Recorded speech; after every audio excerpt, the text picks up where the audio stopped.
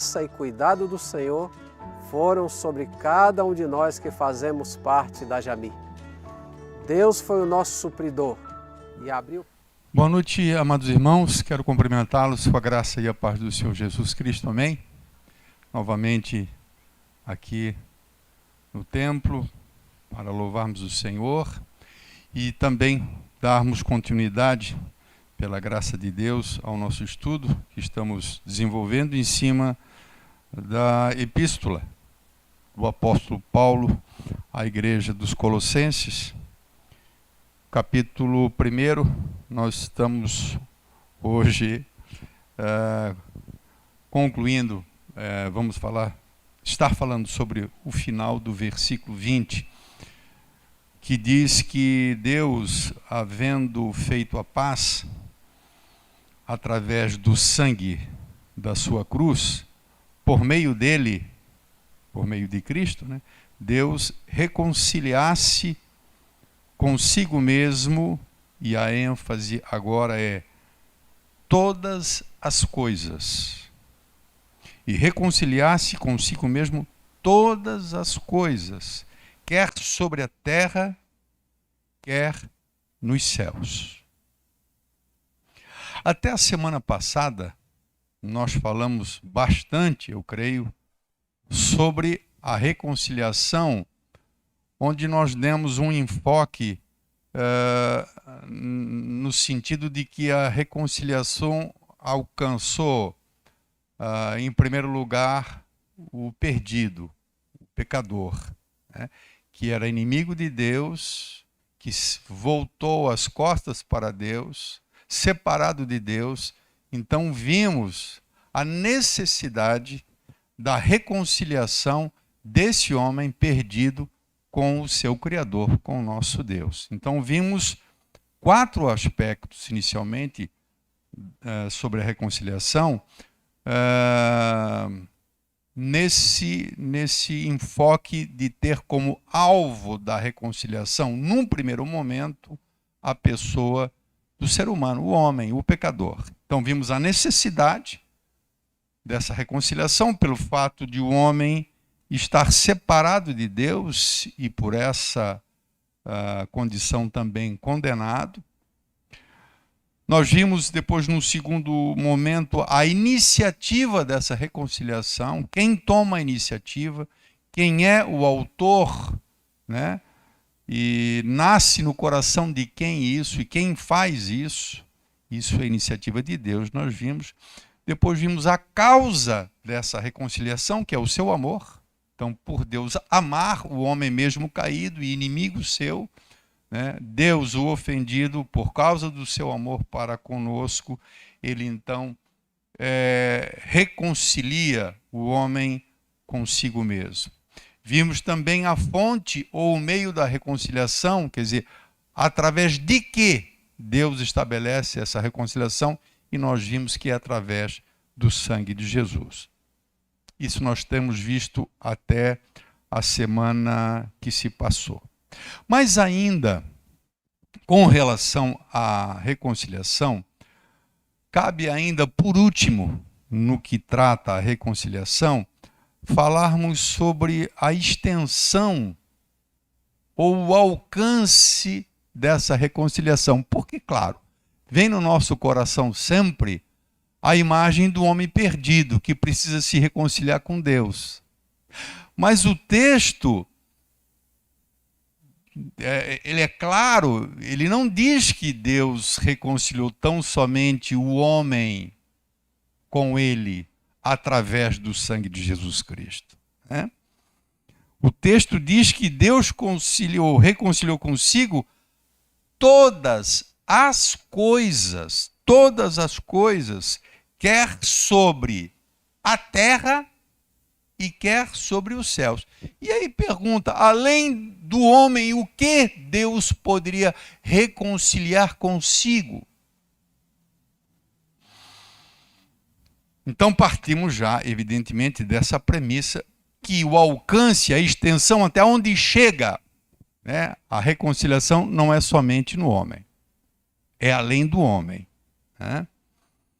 Então nós vamos ver toda a base que nos fornece a informação de que a reconciliação ela alcança toda a criação. Toda a criação. E alguém diz assim, mas o que é a criação? O texto fala em todas as coisas, mas quando a gente estuda, a gente vai perceber que o autor está se referindo, Paulo está se referindo à criação. Quando fala criação, é tudo aquilo que Deus criou. Porque todas as coisas, exceto Deus, você há de convir comigo, todas as coisas, exceto Deus, foram criadas. O que você pensar? Uma estrela, um anjo, um planeta, o que você pensar. E Paulo fala todas as coisas.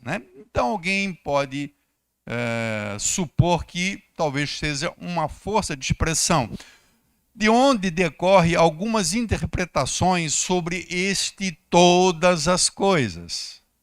Todas as coisas. Então, alguém entende, alguns estudiosos entendem que está se referindo aqui ao planeta, à Terra. O homem habita na Terra. Deus colocou na Terra. Então estaria aqui em foco, se o homem nós já vimos, se a reconciliação que alcança o homem já vimos, as outras coisas seriam o quê? Seriam tudo que se pode achar na terra, os animais, os rios, os mares, as matas, o planeta em si, que foi criado por Deus. Mas alguém vai mais além. Então, outros estudiosos entendem que quando ele fala em todas as coisas, ele está falando em todo o universo. Porque a Bíblia diz, nós já vimos aqui em Colossenses, que todas as coisas foram feitas nele, e aí lá eles falam, principados, domínios, as materiais, o mundo espiritual, todas as coisas foram feitas por meio dele, por ele e para ele. E todas as coisas ali são todas as coisas, literalmente. Todas as coisas. Então, num segundo, uma primeira visão seria de que a criação aqui refere-se à Terra, a esse mundo que a gente vive. Um segundo aspecto, uma segunda opinião, diria que envolve todo o universo, porque todo o universo foi criado por Deus. Então, quando se fala em todas as coisas, estariam incluídas aqui tudo que você imaginar, planetas, estrelas, o universo, todo o universo.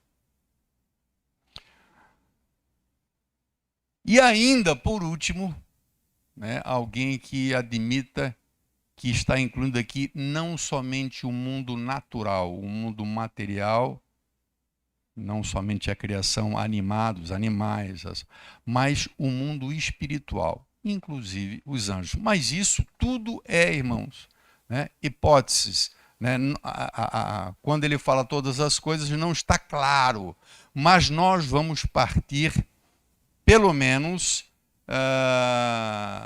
da hipótese, com certeza, no mínimo trata da Terra, do planeta.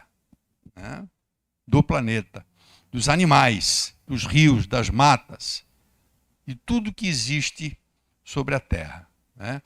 Muito embora ele fala no versículo 20, todas as coisas, quer sobre a terra, quer nos céus. Então, daria uma margem para realmente alguém ter razão em dizer que estaria envolvido também o universo, as estrelas.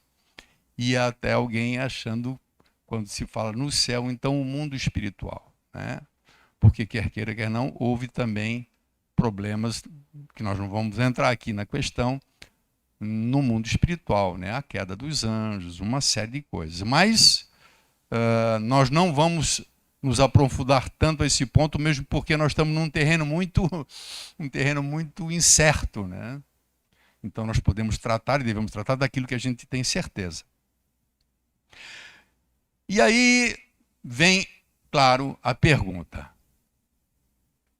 Com relação ao homem, nós não temos dúvida da necessidade da reconciliação. Nós vimos isso. Nós todos concordamos de que existe uma necessidade. O homem precisa se reconciliar com Deus, senão ele vai morrer perdido. Mas por que todas as outras coisas? Por que essa reconciliação de todas outras coisas? Então há a resposta e a explicação, e nós vamos ver por parte, claro, né? Os textos que fazem menção a isso, é de que, da mesma maneira como o pecado, ele afetou o homem, e Paulo vai dizer isso, o pecado afetou a criação. Não foi só uma mudança que aconteceu na natureza humana, a deformidade da alma, de caráter, né, a inclinação para o mal. O pecado, ele afetou também a criação. Então, se há necessidade de reconciliação do homem, há necessidade de reconciliação das coisas criadas. A morte espiritual, se nós tratarmos do caos ou da maneira como afetou o pecado do homem, nós já vimos, né? A morte espiritual, o pior de todos, né? A separação de Deus, a condenação, né? A prática da iniquidade, né? Tudo isso é uma consequência que a gente herda lá de Adão, né? Através dele o pecado entra no mundo e passa a escravizar o ser humano. Mas não foi somente a morte espiritual, a morte física, e aí presta atenção, a morte física é uma consequência do pecado, o envelhecimento, a corrupção do corpo. Quando você olha de uma maneira bem, com bastante cuidado a palavra de Deus, você vai ver que, a princípio, se não houvesse pecado, não era para haver morte. Morte espiritual e morte física. A morte física é uma consequência, seguramente, né? Mas, além disso, a morte física do homem, que também afeta o quê? Os animais, que não são homens, mas também os animais morrem. As matas, os vegetais morrem. Também tem um ciclo. Existe uma coisa essa coisa de morte também na obra criada, além do homem, né? Então, se no homem o pecado ele ocasionou todos esses tipos de males que o mundo hoje vive, ou que as pessoas experimentam, as doenças, né? As pragas que existem, tudo isso é decorrência, claro, do pecado. Mas, conforme eu disse anteriormente, o pecado ele não trouxe somente esse julgamento, esse juízo da parte de Deus sobre o homem. Por causa do pecado veio o julgamento também sobre a criação. Nós não vamos falar em universo, vamos pelo menos ficar no nosso habitat, que é esse planeta. E isso com certeza a gente pode falar. Então eu gostaria inicialmente de abrir com vocês o texto de Gênesis. Gênesis capítulo de número 3. Se você puder abrir comigo, Gênesis 3. E aí com letra miúda temos que pegar a luneta. Gênesis 3, versículo de número 17. Eu vou fazer a leitura, de propósito, na nova tradução da linguagem de hoje, que eu gosto muito, né? Que diz assim, Gênesis 3 e 17. E para Adão disse o seguinte, quem disse para Adão? Deus, né? Depois da queda de Adão e Eva terem cometido a desobediência, o pecado, então Deus fala para o homem: você fez o que a sua mulher disse, e você comeu a fruta da árvore que eu proibi de comer.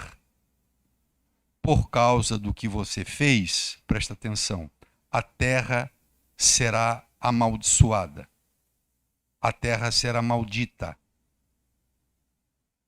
Você terá que trabalhar duramente a vida inteira. Isso depois, irmãos, do pecado. Isso não seria assim, tá? Depois.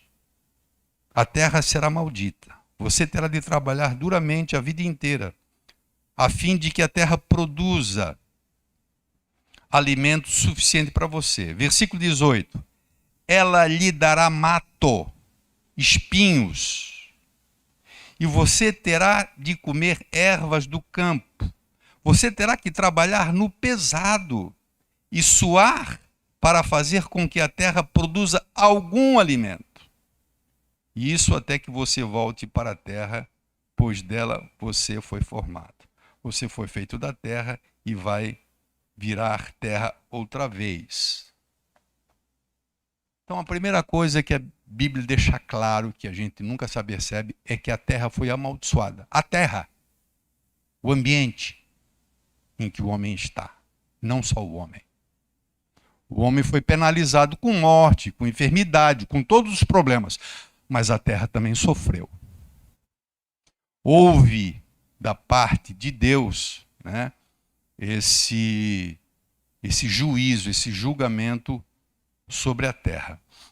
Agora você perceba bem, quando a gente se lembra das catástrofes naturais, quando a gente se lembra das secas, quando a gente se lembra das pragas, das pestes que assolam o problema, não seria, pelo menos penso eu, isso uma extensão dessa maldição que foi pronunciada por Deus sobre a sua criação depois do pecado?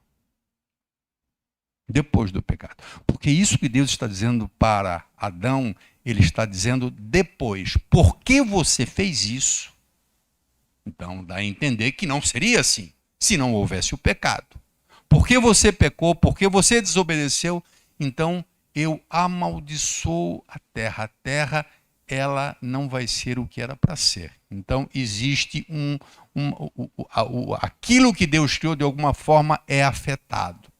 Eu não quero entrar muito em detalhe, mas há alguém que diga, eu não sei se existe comprovação científica, mas existe um rumor muito forte de que o homem, e claro, e aí concernente ao efeito do pecado, como afetou o homem, mas de que o homem, antes de cair, a sua capacidade intelectual, a sua capacidade de produzir, de pensar, a inteligência. Se nós pudéssemos falar num termo bem conhecido, o QI do homem, alguém diz, e não é qualquer pessoa que diz isso, são pessoas bem informadas, até cientistas, que o QI do homem deveria ser uma coisa absurdamente alta.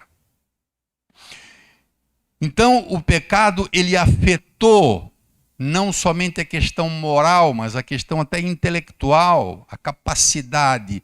E isso dá a entender que aconteceu também sobre a criação, sobre a terra que ele fez. Né?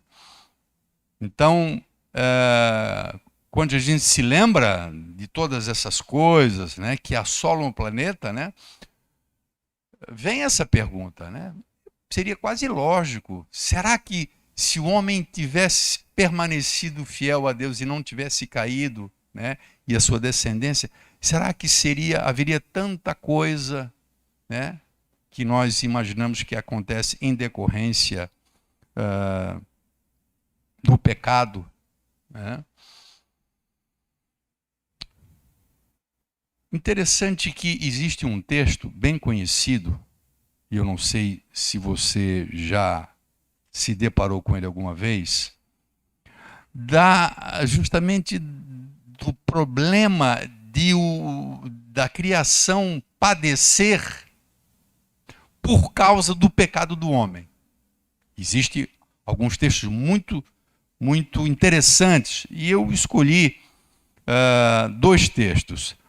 O primeiro texto, vamos pelo início, Gênesis capítulo 6,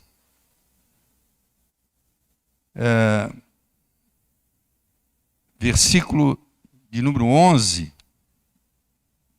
Gênesis 6 e 11 diz assim, ó. Para Deus, também estou lendo na Nova Tradução da Linguagem de hoje, para Deus todas as pessoas eram más, e havia violência por toda parte.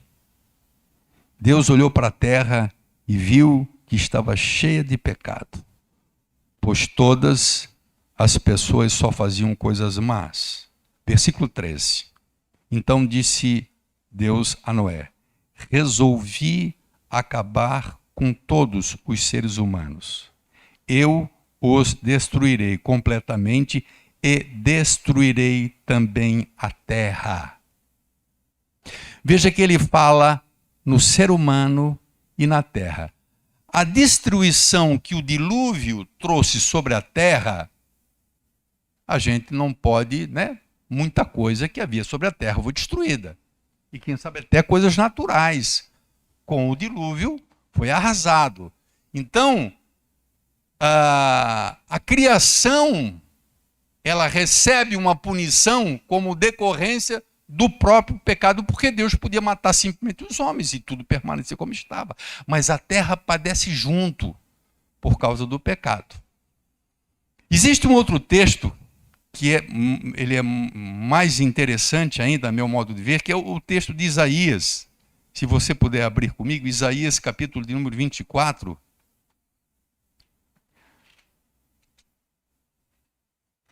Isaías 24, versículo 1. Diz assim, no versículo 1. Atenção, o Senhor vai arrasar a terra e fazê-la virar num deserto. Vai estragar a terra e vai espalhar os seus moradores. Versículo 3 diz assim: a terra ficará completamente arrasada e destruída, pois o Senhor prometeu fazer isso.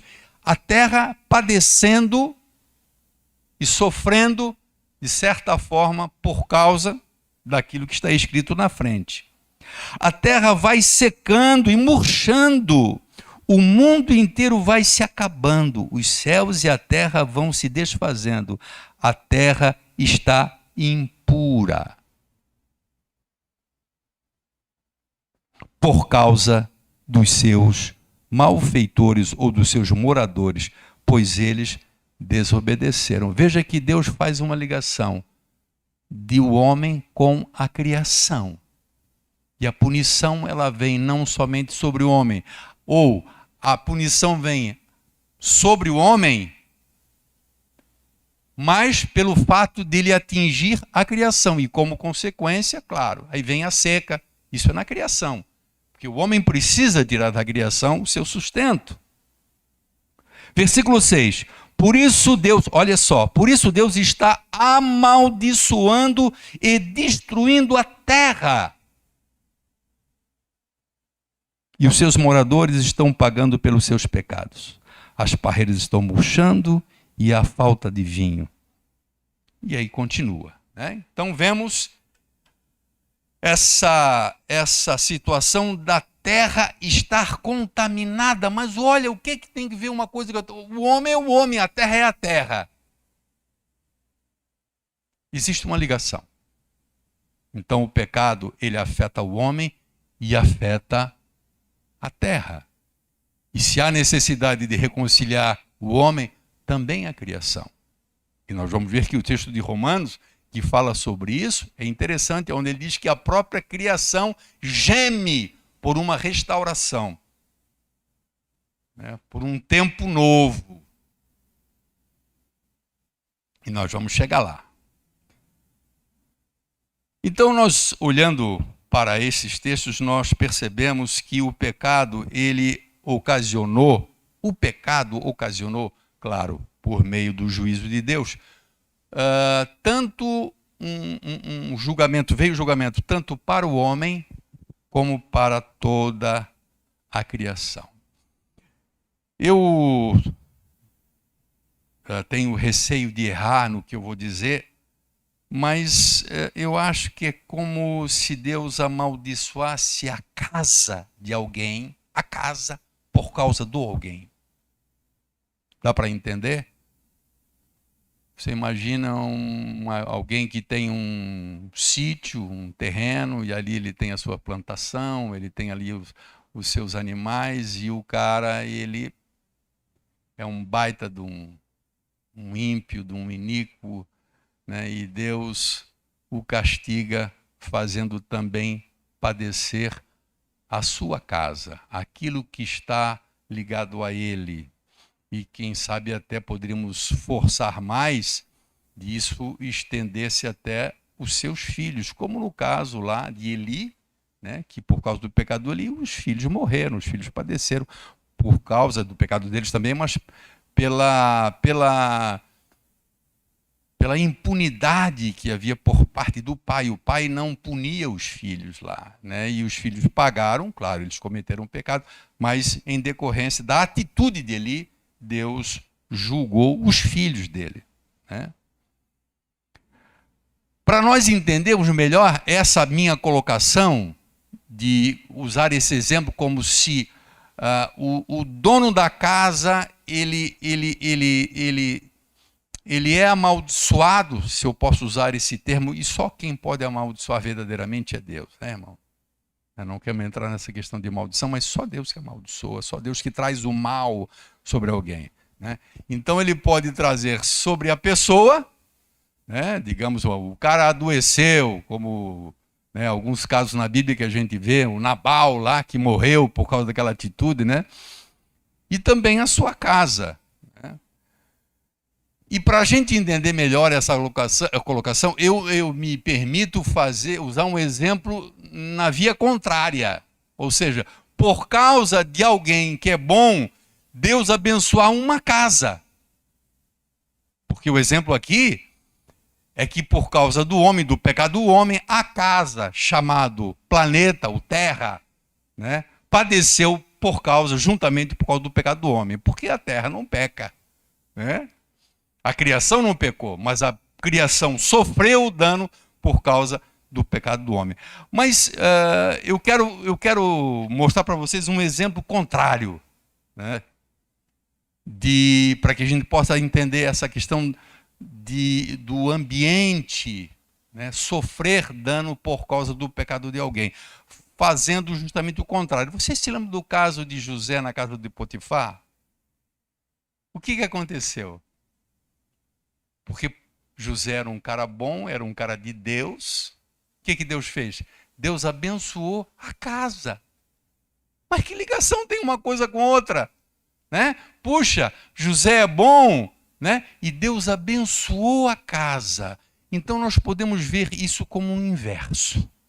Então o homem, no seu habitat, na sua casa, chamado terra, ele peca. E por conta do seu pecado, né, não somente ele é afetado com morte, com separação de Deus, mas a própria criação toda padece por isso também, né?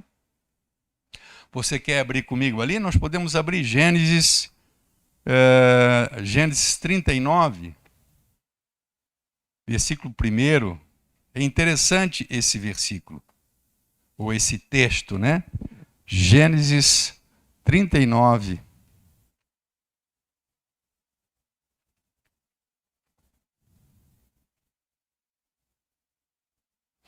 Versículo 1.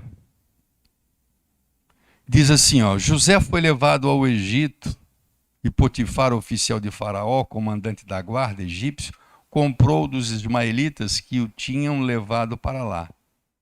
O Senhor era com José, que veio ser homem próspero e estava na casa do seu senhor egípcio. Vendo Potifar que o Senhor era com ele e que tudo o que ele fazia, o Senhor prosperava nas suas mãos, logrou José mercê perante ele, a quem servia. E ele o pôs como mordomo da sua casa. Ele passou às mãos tudo que tinha. 5. E desde que o fizera mordomo de sua casa e sobre tudo que tinha, o Senhor abençoou a casa do egípcio por amor de José. A bênção do Senhor estava sobre tudo o que Potifar tinha, tanto em casa como no campo. Esse aqui é o sentido inverso, né? Então, a bênção de Deus por causa de alguém bom, né? E essa bondade, essa fidelidade, né? Alcançar a bênção de Deus, alcançar as coisas que estão ao redor. No nosso contexto aqui, é o contrário, né? Então, foi a maldição. O homem pecou, então veio juízo sobre o homem, mas não só sobre o homem, veio também sobre a criação.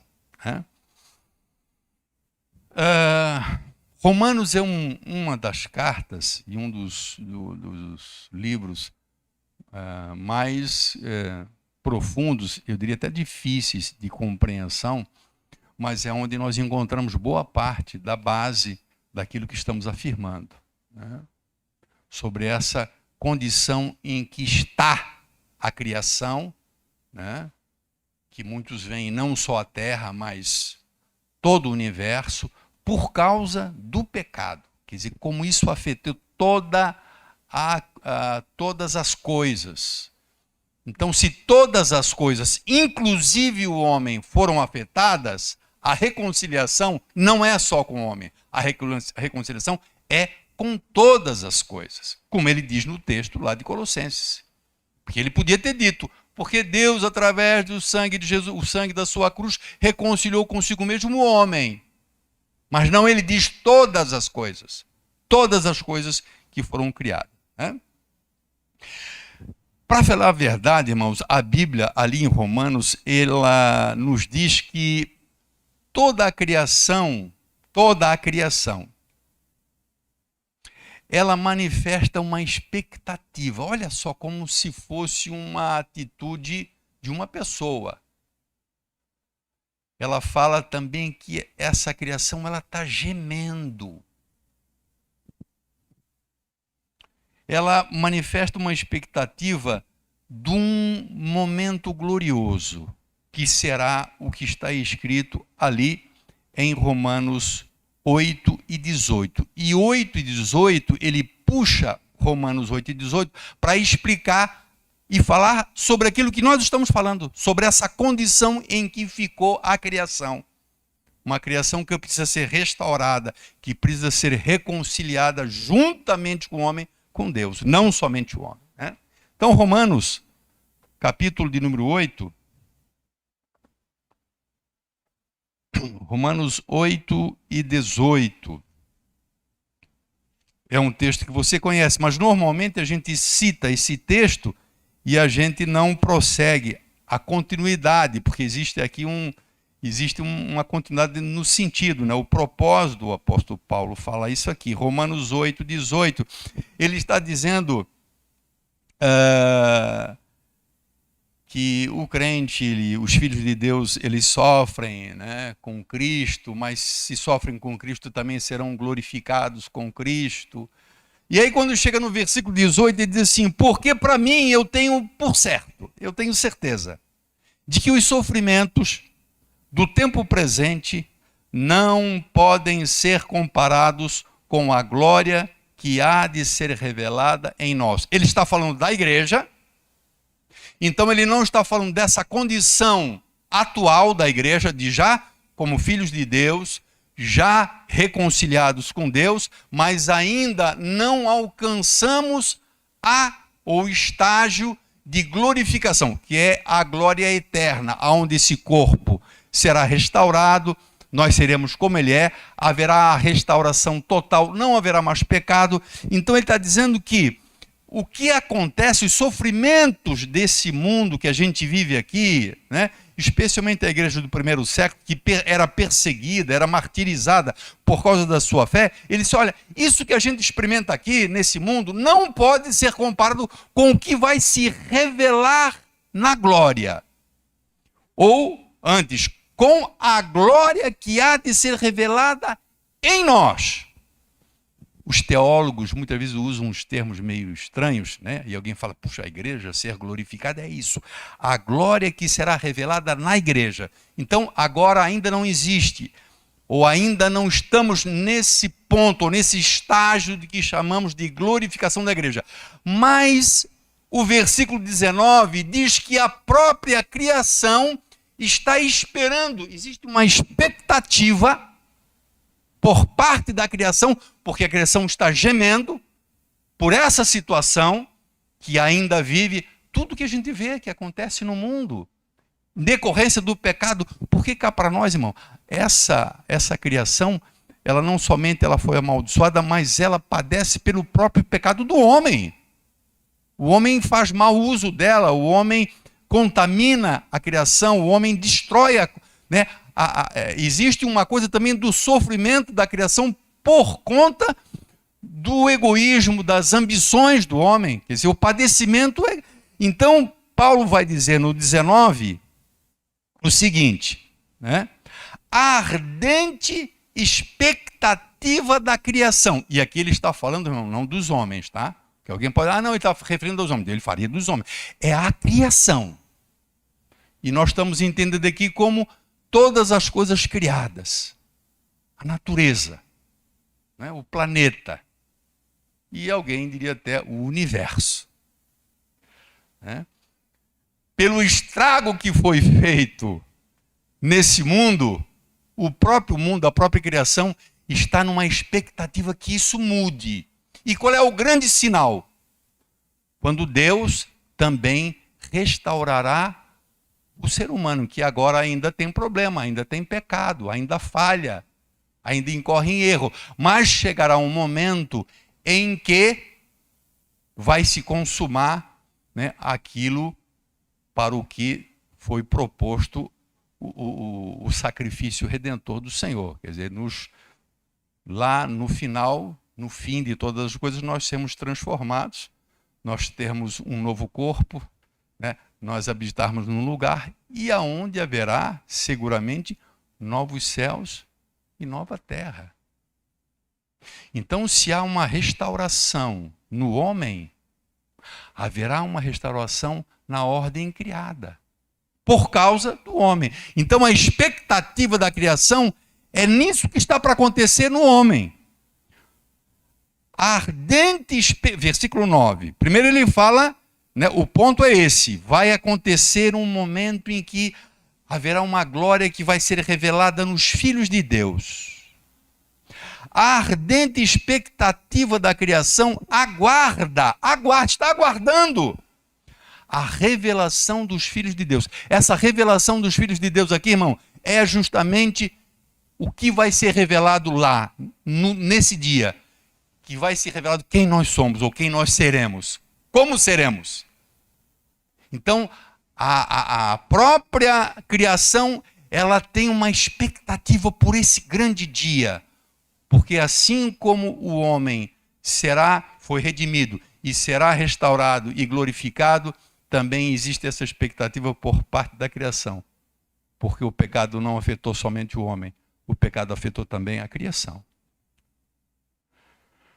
Versículo 20. Porque a criação está sujeita à vaidade. O termo, Deus me perdoe se eu vou falar besteira, eu acho que talvez a palavra vaidade ela não expresse com clareza o significado. O que Paulo quer dizer que existe uma expectativa por parte da criação, porque a própria criação está sujeita à vaidade. A vaidade aqui, irmão, é o mal. Tudo isso que vem sobre ela. Ela está sujeita a isso. Não porque ela quis, não porque não foi voluntária, mas por causa daquele que a sujeitou. Quem? O próprio Deus. Foi Deus que disse: maldita é a terra. Adão, por tua causa, pelo que você fez, a terra é maldita. Não será como era para ser. Você vai ter que suar, você vai ter que fazer uma série de coisas, né? Ela vai te dar espinho, vai te dar abrolho, vai ser difícil. Porque a própria criação está sujeita à vaidade. Quer dizer, a própria criação, ela está sujeita a todo o mal desencadeado pelo pecado, né? Não voluntariamente, mas por causa daquele que a sujeitou. Porque, evidentemente, o pecado poderia não ter afetado, por vontade de Deus, e somente o homem. Mas toda a criação foi afetada por causa do pecado. E essa expectativa por parte da criação, qual é? É como se existisse um interesse. Nós estamos esperando que os filhos de Deus se revelem. A revelação que Paulo fala lá no 18. A glória que há de ser revelada. Então toda a criação está aguardando por isso. Sabe por quê, irmão? Porque juntamente com o homem, a criação será redimida. A criação será restaurada. A restauração não será só do homem. A restauração será de todas as coisas que foram criadas. Ok? Então existe essa expectativa por parte da criação. Por quê? Porque existe uma esperança, palavras do apóstolo Paulo, nós vamos ler o texto, de que ela seja liberta desse cativeiro, irmão, desse aprisionamento, dessa vaidade, desse caos que se abateu por causa do pecado.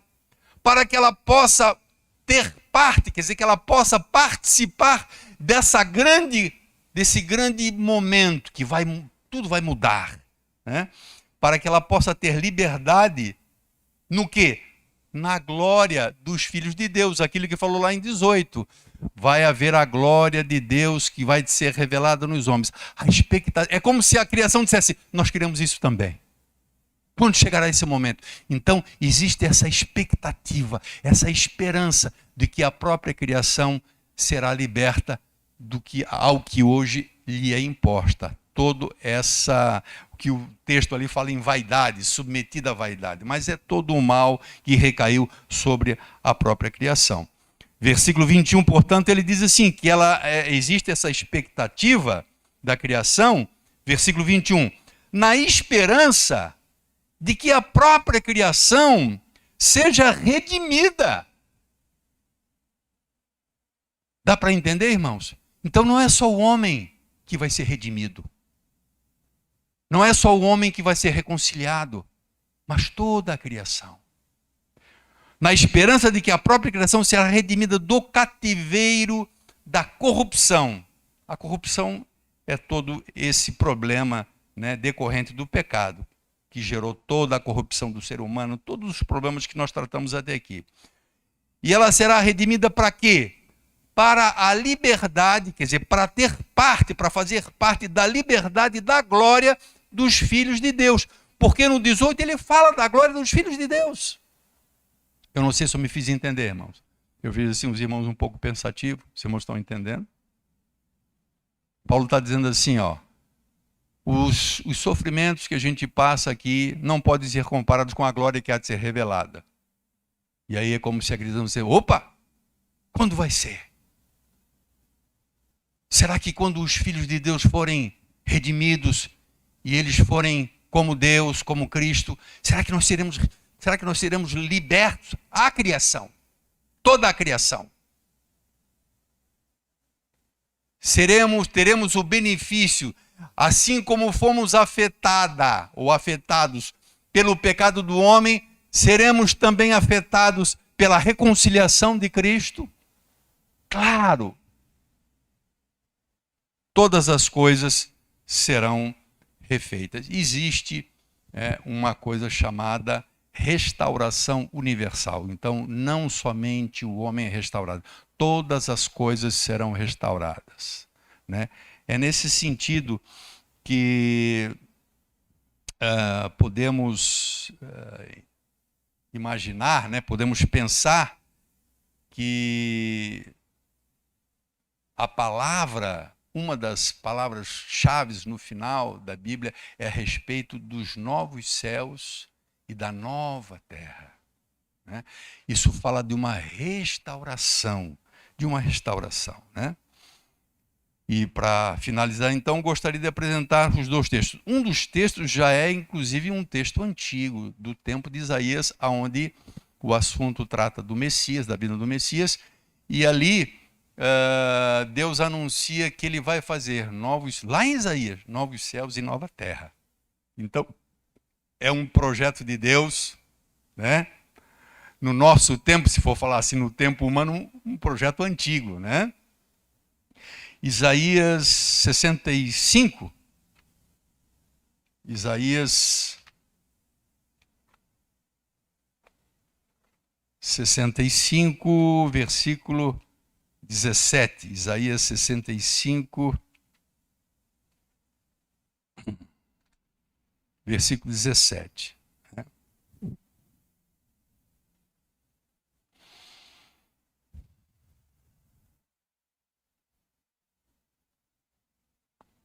Pois eis que eu crio novos céus e nova terra, e não haverá lembrança das coisas passadas, jamais haverá memória delas. E depois ele continua. Então, um tempo de bênção, onde uma das coisas que há de acontecer é a restauração da criação. Essa criação que foi afetada por causa do pecado. E quando nós nos reportamos para o livro do Apocalipse, lá no final, bem no final de Apocalipse, capítulo de número 21, né? Versículo 1, uma das visões que João tem é justamente a respeito daquilo que Isaías fala lá atrás, né? Então nós seremos diferentes, nós seremos glorificados, né? Nós seremos transformados, teremos um novo corpo. Isso é decorrência da reconciliação do homem com Deus, né? A partir do sacrifício de Jesus Cristo, nós somos reconciliados e alcançamos essa condição de nos tornarmos filhos, herdarmos a vida eterna e experimentarmos aquilo que se chama de glorificação. Mas não, isso não está somente reservado ao homem, isso também está reservado à criação. A criação será restaurada. Vi novo céu e nova terra, pois o primeiro céu e a primeira terra passaram, o mar já não existe. Vi também a cidade santa, a Nova Jerusalém, que desce do céu, da parte de Deus, ataviada como noiva, adornada para o esposo. Então, mas a intenção aqui não é nem entrar muito no detalhe, mas de que existe, né, esse projeto de Deus de restaurar todas as coisas, né, incluindo não somente o homem, mas todas as coisas. Então, não sei se agora, depois de tudo isso, dá para entender o que Paulo quer dizer quando ele diz que Deus reconciliou consigo não somente o homem. Por que falar em reconciliação, quando a gente fala em evangelho, o ministério da reconciliação? Claro, está em foco o homem. Deus reconciliou o homem consigo através do sangue de Jesus Cristo, mas não é só o homem. Ele reconciliou todas as coisas. Amém, amados? Espero que tenha ficado claro. É um assunto bem, eu acho que é um assunto assim, para mim, pelo menos, acho que é um assunto um pouco denso, né? Mas como eu estava falando no início do culto, né? A gente pode até errar em algum momento, a gente pode até falhar, né? Demanda muita pesquisa, muito estudo, consultar muitos autores, essa coisa toda, comentários exegéticos, né? de vários autores, trabalhar com algumas versões ou traduções, mas nós não podemos fugir. Se estamos fazendo um estudo, nós estamos fazendo um estudo bíblico. Isso não é propriamente uma pregação, isso é um estudo bíblico. Então, quando se trata de estudo bíblico, a gente tem que encarar, né? A gente não pode correr, né?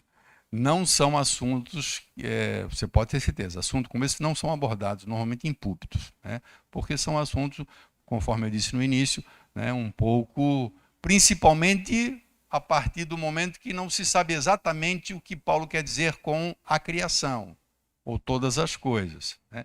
Existe uma divergência de opiniões, né? Mas nós podemos, numa coisa, ter certeza, que está falando da nossa casa, né? Você imagina o seguinte, o homem é o centro da criação. O homem foi a coroa da criação. Você pode ver quando Gênesis ele relata, né, a criação e fez haja luz e tal, e fez, né, todas as coisas, os céus, né, as estrelas, o sol, os luminares, né, os animais, o mar, e termina como? Com o homem. Então o homem é a coroa da criação, e eu, por conta, diria que ele é o centro, é a parte central da criação, que se deteriorou, que pecou, que manchou e afetou, evidentemente, tudo que está ao redor, porque ele é o centro, né? E isso não foi uma coisa simples, isso foi uma punição. De certa forma, o homem é punido quando Deus amaldiçoa a terra. Lá em Israel, a gente se lembra do caso, por exemplo, da época do profeta Elias, né? O povo estava naquela idolatria, se lembram? Acabe, o rei, né? Uma idolatria terrível, adorando a Baal. E como é que Deus puniu o homem? Se lembra? Mandou uma seca sobre a terra de 3 anos e meio. De certa forma, a terra padece por causa do erro humano. Amém? Vamos ficar de pé em nome de Jesus, amado.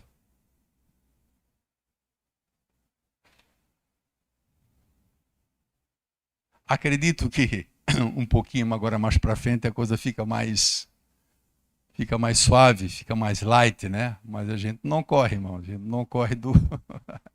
A gente tem que encarar, né? E é isso aí. Então você veja a extensão da obra de Cristo, né, irmãos? Tudo isso acontece em decorrência daquilo que foi feito lá na cruz do Calvário. O alcance é gigante, né?